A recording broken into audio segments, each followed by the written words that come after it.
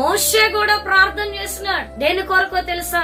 తన ప్రజలు ఆ మరణకర తాపకరమైనటువంటి సర్పం నుంచి విడుదల పొందుకోవడం కొరకు దేవునికి ప్రార్థన చేసినట్లు మనం చూస్తూ ఉన్నాం. 6 లక్షల కాల్బలాన్ని ఒక వ్యక్తి నడిపించాలి అంటే ఆషామాషి పని కానే కాదు. అది దేవుడికి నిరంతరం ప్రార్థన చేస్తూ వచ్చున్నాడు. ఆ యొక్క వెండి సర్పాన్ని నువ్వు నిదానించి చూడు. ఎవరైతే నిదానించి చూస్తారో, ఎవరైతే క్షుణ్ణంగా పరిశీలించి చూస్తారో వాళ్ళు బ్రతుకుతారని మోషే ప్రార్థనకి యేసయ్య జవాబునిస్తూ ఉన్నాడు. నీ ప్రతి మరణకర పరిస్థితిని జీవంలోకి దాటించగలిగింది ప్రార్థన అంటూ ఉన్నారు. నీ ఎండిన స్థితిని చిగురింప చేయగలిగింది ప్రార్థన అంటూ ఉన్నారు. నీ మోడుబారు పైన బ్రతుకును తిరిగి ఒక మంచి స్థితిలోనికి నిలబెట్టగలిగినది ప్రార్థన అంటూ ఉన్నారు. నువ్వు చేసుకునే ప్రార్థన నీ జీవితంలో కార్యాలను నువ్వే కన్నులారా చూస్తావు.